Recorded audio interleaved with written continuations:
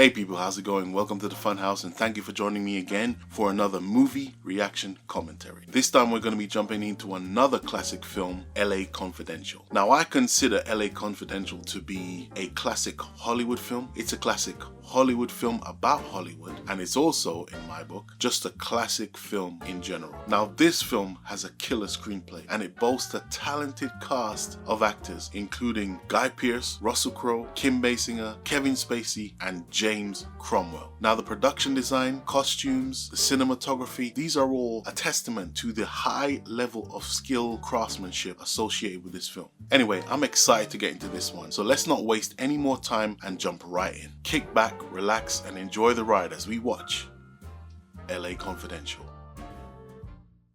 LA Confidential, definitely a classic. It's a classic Hollywood film. It's a classic piece of cinema, and let's have some fun with this one. And this gentleman here, Mickey Cohen, if you remember him, he was in Beverly Hills Cop 2, playing Dent Thermopolis. So here he is again playing another role where he's there, but he doesn't directly affect the plot in real time. So he's kind of there, he's kind of a figure, but he doesn't have many dialogue-driven scenes. So we kick things off straight away. Boom. You're like Santa Claus with that list, bud. Except everyone on it's been naughty. Immediately we're learning Bud White's philosophy. He does not like men who abuse women. And so of course Bud White is played by, needs no introduction, Russell Crowe, Mr. Maximus himself. Goes to Christmas past. And this guy right here, this guy is actually a stuntman. He's not necessarily an actor. I remembered him from, he's in Another 48 Hours. He's done a ton of stuff, but he's in Another 48 Hours, and he's also in Total Recall. He's in the scene where Arnold Schwarzenegger's in the underpass, and those guys attack him. They drag him to the side, and they try to kill him, but then he kills them. He's the last one that gets chopped in the face. I think that's him anyway. And here we have Kevin Spacey. Hey, Jackie boy. A friend of mine just sold some reefer to Matt Reynolds. And this is after his win, his Oscar win for, I believe it's Usual Suspects.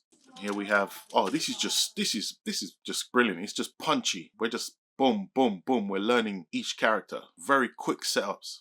I like to help people. So we know that Jack is a corrupt cop. He'll do anything for the scratch, the dough. But we'll see something about him later on. He won't go too far. And here we have James Cromwell. I mean, this guy, where haven't you seen him? This man has been on Star Trek several times. He played Zefram Cochrane, the founder of, was he the founder? But he did the first warp drive test, which attracted the attention of the Vulcans. And that's how Starfleet was born. Edmund, you have the eye for human weakness, but not So the here stomach. we're learning about Exley. This is great screenwriting. So if you're a screenwriter, if you want to be a screenwriter, this is a very good one to look at. I need to do it the way you did. Or Oh, my father. That's another thing you learn. His father was a cop. See what he wants, Buzz. So here we're actually getting a clue here, but we're still getting character stuff. Get lost, why don't you?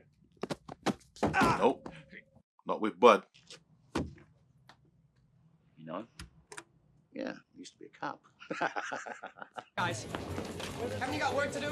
Go back to the party. Interesting little trivia that there are three Aussies in leading role. Well, two Aussies in leading roles, or two men from down under. I don't want to say they're Aussies. Stand alone. They didn't do nothing. What are you looking at? I love the music here as well. It builds and builds, you know. Get back. Yeah, and your mother. You! Just sets him off, man. Wait! Stop, officer. That's an order. Hey! Jack gets in there. What a mess. You're all going in my report. Go, Ashley. There you go, Exley. Get out of here. Look at that freeze frame. So apparently this Whatever You Desire, Fleur de Lis, that's based on something real. There was a madam who ran a brothel and her girls look like movie stars, meticulously made up to look like movie stars. Yeah, I'll talk to you later, Sid. Yeah, I'll talk to you later, Sid. What do you got? No, he's not assigned, Sergeant. So yeah, Curtis Hanson, he wanted to shoot the film in a naturalistic way. So if you look at the lighting, it's quite spread out and I don't want to say even, but it's a bit more spread out as opposed to the hard light from noirs. And he said he didn't want it to feel a little bit too old school. it's a good choice. I think it makes the film a little bit less genre and a bit more universal. So if you see that light there on his face is in two different distinct shades right there. Hey people, this is just a quick reminder that I don't just react to and review movies, I also write them. For more details, just head on over to Patreon and watch my introductory video. The link is in the description. And also, Die Hard is a Christmas movie. Dante Spinotti went on to do huge stuff. He didn't go on to do it, but he shot Heat, same cinematographer. He shot Quick and the Dead, which is an odd western. It's by Sam Raimi. Directed by Sam Raimi. Leonardo DiCaprio is pretty good in it. He worked with Curtis Hanson again on Wonder Boys. Wonder Boys is good. That's a good film. It's quite funny actually. So Spinotti's actual US debut was with Michael Mann in Manhunter. So he worked with him on several other films like The Insider as well. Now this scene, I love the suspense. I love the perspective, the shift in perspective. Like, look at this. I remember this from school. There was a photographer who, way back in the day, he used to take pictures of crime scenes. They allude to it in the film Road to Perdition, but there's a photographer who used to do crime scene photography, and it kind of moved into the realms of art, and that just always reminded me of that. I love this. Look at this. Like they're movie stars themselves, aren't they? Or at least they think so. This is funny. Everything all right, doll? Want me to get rid of him? Get rid of him? Hit the road, doll. Maybe I will. Maybe I won't.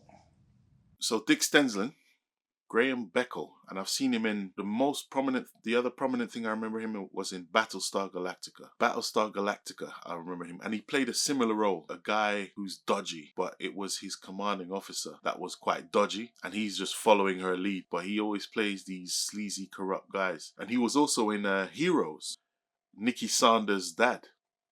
Again, another sleazy role where he was abusive towards Nikki, which fractured her and made her have the two sides to her. So Kim Basinger, she went on to work with Curtis Hanson again in 8 Mile. That's another good one, man. He's not even from that world, but he captured it so well. I love the way it's shot. You have to understand, for me at that point, I was growing. I was growing in my love for film. And so to see 8 Mile and that raw style, because I had seen that before in The Shield as well. The Shield is quite raw and handheld, and the image is quite kinetic, shaky cam, but it works. There's a way to do it, and it works there. And it worked very well in 8 Mile as well. So yeah, 2002. So 2002 was when I was taking off in terms of with the youthful optimism and just putting in the work, man. It's an awesome time. 8 Mile. Yeah, Guy Pearce was on a show called Neighbours in Australia, and we got it over here in the UK as well. So I know about Neighbours. I never saw him on it, and I didn't really watch it because I was a little kid at the time. And there was another one called Home and Away. I think he was on that one as well. No! Don't move. Hey, some Jack. Anxious, aren't you? Wow. Shut up. Put your hands behind you. For me, Guy Pearce, I never forgot him from, well, this film, but then I saw him in Memento. Never forgot that. That was something. But Blake Snyder, in Save the Cat, he said, screw Memento. You should have pulled his caper a couple of years ago. Transfer to Folsom, a big man. This is actually the scene that Guy Pearce auditioned for. What you trying to say? We got the shotguns right. So there's a part of me that respects Guy Pearce because he's an actor who he knows pain, because his dad was a test pilot and his dad died in one of those tests. So I don't know, something about that makes me respect him because he knows pain. Sells Red Devils. Actually, good. I'll give him that. You know, Ray, I'm talking about the gas chamber, and you haven't even asked me what this is about. You got a big guilty sign around your neck. Nice. Nicely done, man. That was masterful, Edmund. This one's ready to go. So that's really interesting. As barbaric as they are, they're good they have certain techniques. Or maybe it's just Exley. Exley is just really good. The rest will just have you tied to the chair and beat the crap out of you. I just wanted to lose my cherry. See, and here we go now. Boom, we go, what? So James Ellroy, he has these crazy storylines. Just dense plots. I mean, you can't do that here, but I think this is a nice touch. This is, you think the investigation is going one way, but we got hit with something else. I wonder in the book, does it go off into this? She bled on your clothes, so you burned the clothes. Told you that. 1 in 6. Where's the girl? Crazy, man. Woo! 109 Avalon, Brown Corner House, upstairs. He went off. I love this shot. Love that low angle. And I love how he kept that. That looks really easy, but Russell Crowe had to stay low. He had to stay exactly low and turn his body out to keep that shape that he was moving in. I mean, it's not like, a feat of filmmaking, but it's just nice. It's a nice touch.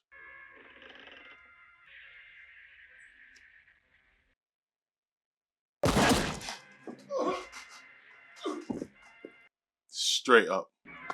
This is nice framing. You can see the cops running in there.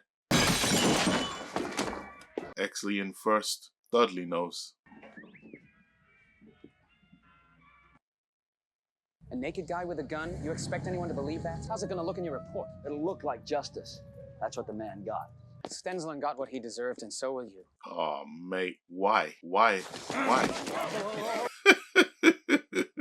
Look how many guys it's taking. Look how many. That's about 5 guys, man. His blood's always up. How did they get out the window in the first place? It's not an action explosion film, but the plot just keeps giving. It doesn't cheat you or hold out from you. It doesn't go too fast. So just a little bit of, I love throwing in a little bit. I'm not one to go behind the scenes anymore. When I was a kid, that was cool. But now I'm not really into that. But for the sake of this, I went looking, and apparently James Ellroy described Bud White as being the biggest guy on the force. And so what Russell Crowe allegedly did, he hired a very small apartment that he had to bend down to walk around in, so that when he got on set, he felt like the biggest dude. He felt like a giant, allegedly. Great sequence here. Bang. Boom. He's gone. Boom. Boom. Woo. Love this. Boom. Don't even need to show us. This is one of our favorite moments coming up here. Just the way it elevates. You did good, kid. Who'd have thought? Shotgun Ed. Shotgun Ed. So this script was written by Curtis Hanson. It was written by Curtis Hanson and Brian Helgeland. Brian Helgeland, he actually wrote 7 drafts for free because he loved LA Confidential and he wanted to work on it. He actually pitched to Curtis Hanson and the studio to win it. He won it. He won his place to write the script. And it worked on it for 2 years. That was before Curtis Hanson said, okay, now I'm confident to show it to James Ellroy. Because James Ellroy is a kind of a bombastic guy. He's confident in his work. He talks about his work in a flamboyant way. So No secrets between me and him. that is Simon Baker. This guy, he's actually Aussie, and he went on to star in The Mentalist. This was his first big screen debut. So it's him. He's from Down Under. Russell Crowe's from Down Under. Guy Pearce is from Down Under. Fun little fact. So we have Kevin Spacey in this film, and we have Guy Pearce in this film. And Kevin Spacey, in A Time to Kill, he prosecutes Samuel L. Jackson's character. And in another film called Rules of Engagement, you have Guy Pearce prosecuting Samuel L. Jackson's character again. But both times, Samuel L. Jackson got off. I love little crossovers like that, So that right there, that's a big decision. He left the $50 for him to say, you know what, screw this. So that's an interesting detail about Jack. He's a little bit corrupt. He is corrupt. But his conscience gets the better of him in this case. Just that moment, he wasn't quite sure what was back there. And then this, yep, you had a hand in that. You set him up. And that is a point of change for Jack Vincennes. Really nicely done. Curtis Hanson is a very good storyteller. I got a couple of Night Owl questions. Don't know if you read the papers, but that case is closed. This guy's actually playing this quite well because he's so jaded, There's so many files, so many cases. See, so for me, what makes a great film is replay value. That's what makes it cool. You can come back for it. So to me, this film it's got all 3 things that I like. You can learn new things about the story, you can see new things actors do, and you can come back and enjoy it as much as you can, as much as before. What was the boyfriend's name? We weren't properly introduced. Did you give him a nickname? Muns or Luns or something? Muns or Luns or something. Sten? Stens? Maybe. Was it Stens? Look at the picture for me. That's him.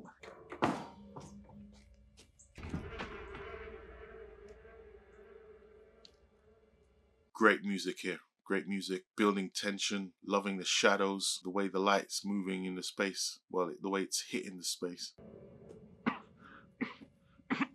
Great acting here by Russell Crowe. I really smell it. I smell it. Then we get the jump.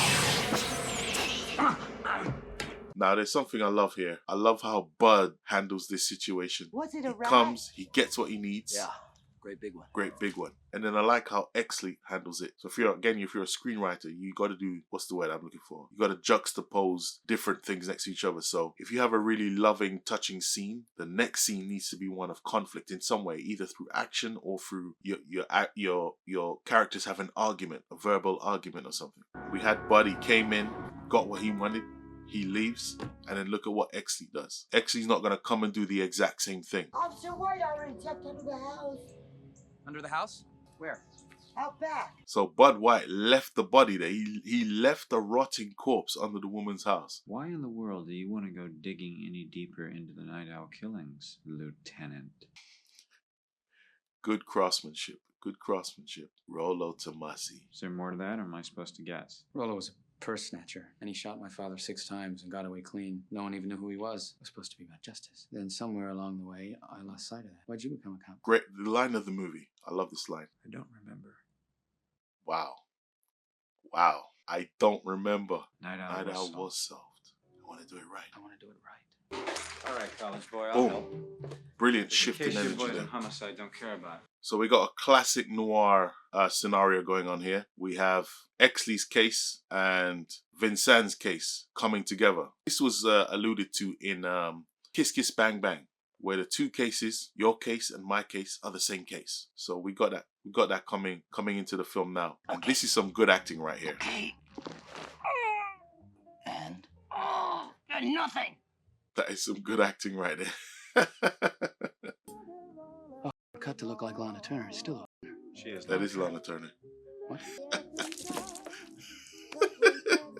Ed screwed up. Brilliant moment coming here.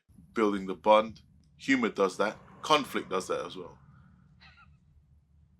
I believe the Night Owl's your area So of yeah, expertise, Mr. Exley. conflict and humor can build bonds between characters. So if you want to build a bond between your characters, you can put them in a certain situation. Policeman, aren't you? The Veronica Lake lookalike works for you.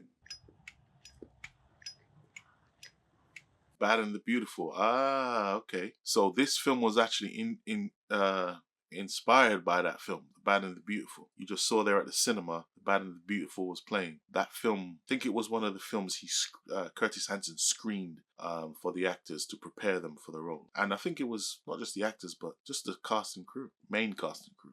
Do you remember Buzz Meeks, Dudley? A disgrace as a police officer. Straight D fitness reports from every CO he ever served under. What about him?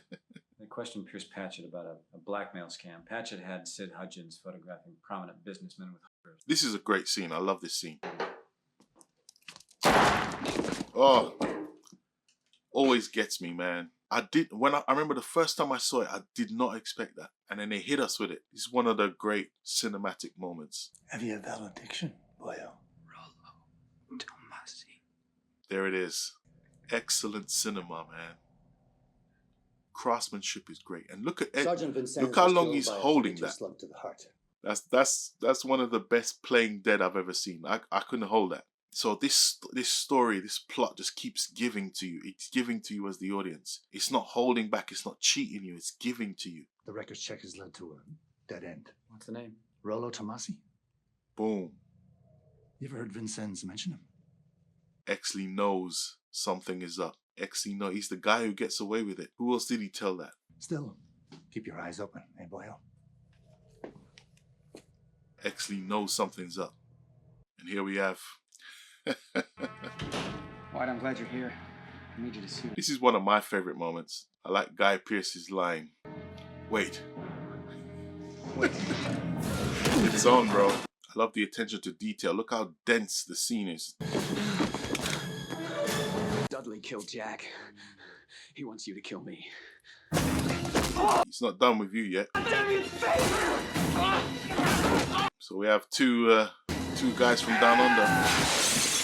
Brilliant shot there. You have any proof? The proof had his throat slit. Boys, girls, 10 of them get off the bus to LA every day. Yeah, boom. They killed him! Why? They're taking over Mickey Cohn's rackets because of those pictures. I couldn't prosecute them. Now we get a nice chunk of exposition here. Is that how you used to run the good cop, bad cop? Boom. Beautiful transition. Look at that. So yeah, Hedgeland, he actually won an Oscar for this. Him and Curtis Hanson share Best Adapted Screenplay win for this film, for the Oscar. And rightly so, rightly so. This is a good piece of filmmaking and writing, screenwriting as well. But yeah, just listen to this music. Pretty awesome.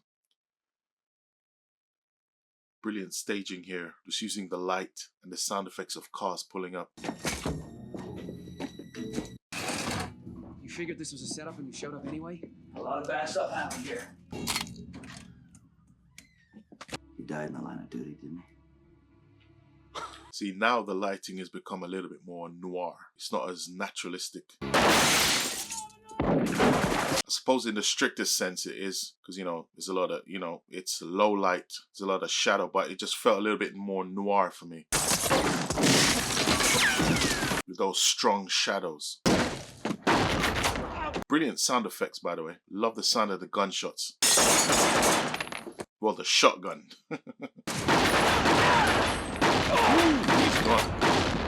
Wow. Like, this feels threatening. You know they're gonna make it out because they're the good guys, and, you know, case is solved, and, you know, you want the outcome to be justice. You want the outcome to be just, but this is really intense because, and it's the way it's being done as well, the staging of it. So they're surrounded. You don't know which way the guys are coming from. It's a shanty little place. Boom. Exley's hit. See, now they're moving in on him. Suppressing him. Boom. Awesome. Awesome. Yeah.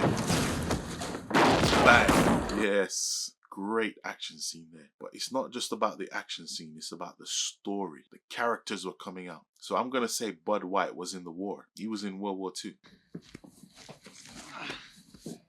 Move! Rolo, Tomasi. You're the guy who gets away with it. You're the guy who gets away with it. Nice. Jack knew it. So do I. Whoa. Bud White just won't go down, man. Will he let ambition get in the way? Woo! No, he won't. Shotgun to the back. Now, remember that question he asked him at the beginning? Are you prepared to shoot an unarmed man in the back? Well, we found out. If it brings justice, and then he shows his badge, because he is a policeman. That was a righteous shooting. You think you can talk your way out of this, Lieutenant? Great performance here. Just love the way he's cocked to the side. Your golden boy is throwing his whole life away. 3 night owl suspects are guilty of kidnapping. He's resolved, but he's also got his play. A hero. A hero. Couldn't have hurt us. He knows. And And in this situation, you'll need more than one. he's gotten him. You notice how he's gotten himself dirty, but he's still clean cut. Still looks good on the surface. And Los Angeles will finally have the police force it deserves. And I love this touch here, because the last time you saw Bud, he was down. He got shot in the face. There he is.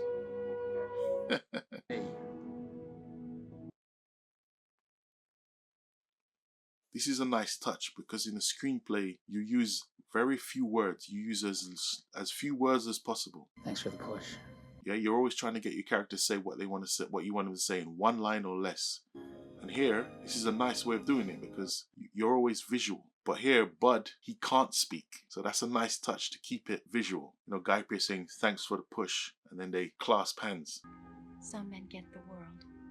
Others get ex hookers and a trip to Arizona. And we get a happy ending. It's satisfying. So, Bud White heading off into the horizon with the girl. Nice little street scene here. Classic. Okay guys, and that was LA Confidential. I hope you enjoyed watching along with me, and stay tuned for more movie reaction commentaries. Feel free to drop any knowledge you may have about this film in the comment section, and I'll see you next time. Peace!